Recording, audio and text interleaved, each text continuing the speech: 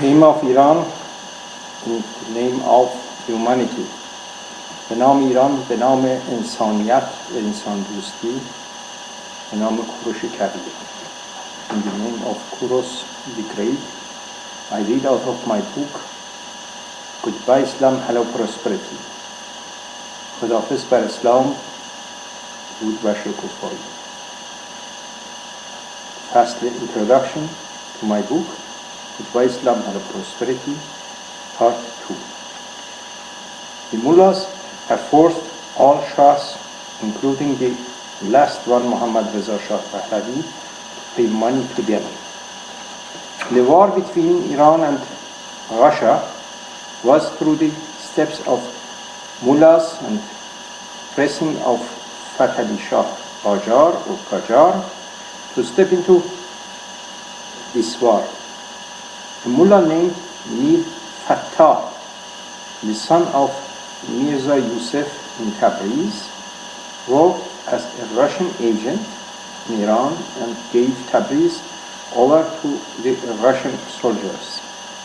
Reza Gholi, at Rozatul Safa Nasiri, 9th volume, page 643.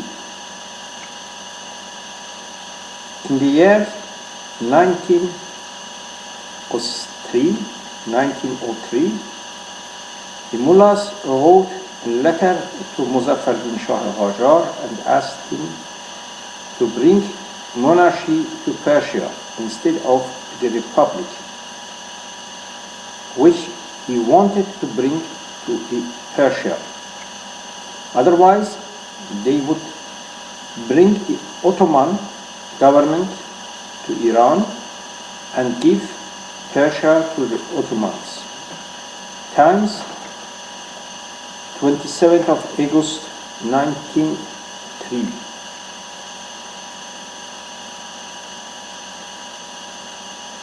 The Mongolian War, Hulagu Khan Mughal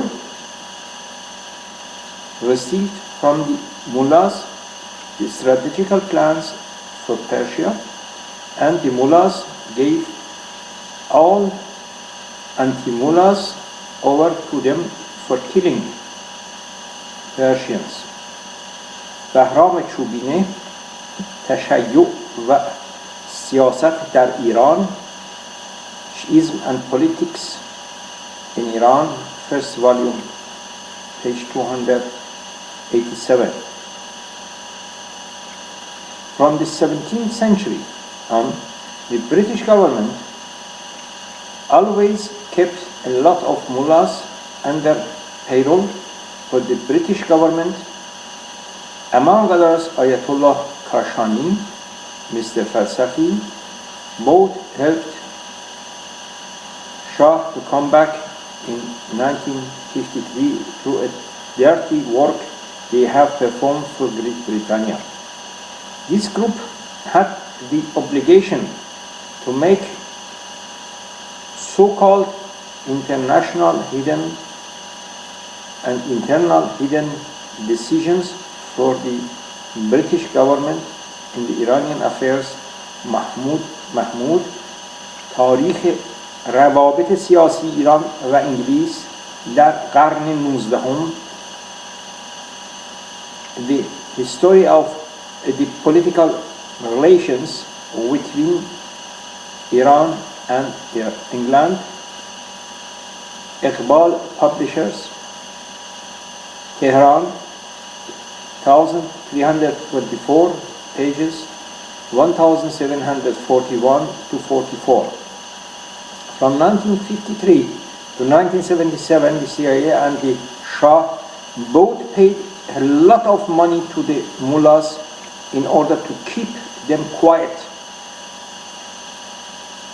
In 1977, Jimmy Carter, the American president, has asked to stop the payments to the mullahs against the will and urge of CIA to pay them.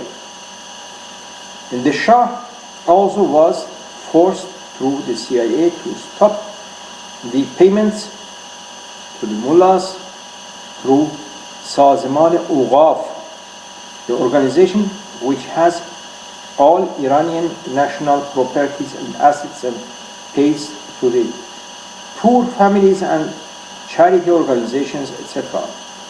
This program caused the anger of the mullahs, who received money from the government since 1941 and was one of the basic causes for the revolution of Mr. Khomeini Hindizadeh in February 1979. Daniel Drood, the CIA secret Iran, found in the newspaper Politics Today, March and April 1978, pages 10 and 11. Ibn Jalal writes in his famous book Tabaqat al-Atibba wa al-Hukama, as Alexander, as Iskandar conquered Iran, he wrote a letter to his professor Aristoteles. Dear Aristoteles, I find in Persia a lot of men with higher standard and education and knowledge who do not want to obey my orders. I am afraid the Persian will make a revolt against me and will kill me. I am planning to kill them and want to be sure that they will not make any revolution against me. What is your opinion in this matter? This writes Alexander Iskandar. Aristotle answered to Alexander Iskandar, if you want to kill the knowledge owners and thinkers of Persia, this is an easy task and you are able to do that. But what you never will be able to do is to kill a country which made and produced such knowledgeable and wise men.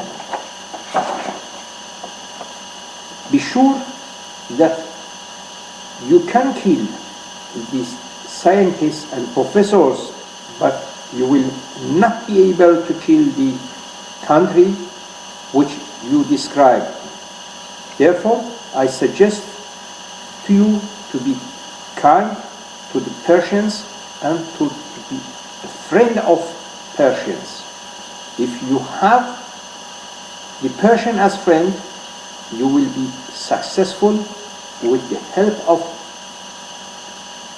Persians.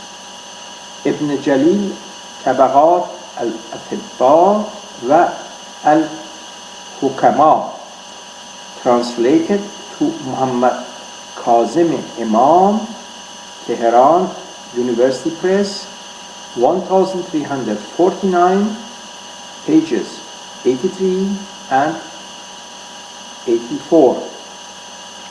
Persia has a very old cultural and deep roots and can serve the human society through this cultural and especially of the Persian brains very perfectly.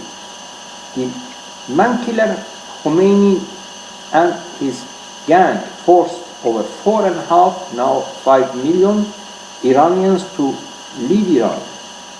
The success of those Iranians with 17 times of Iranian GNP, gross national product,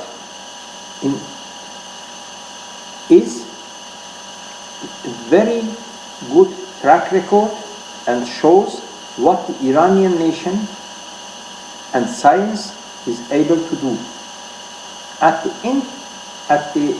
center of this Iranian development are all Iranian academic women with the highest degrees and highest income outside of Iran. Exactly the mothers of Iranian nation, مادران ملت ایران.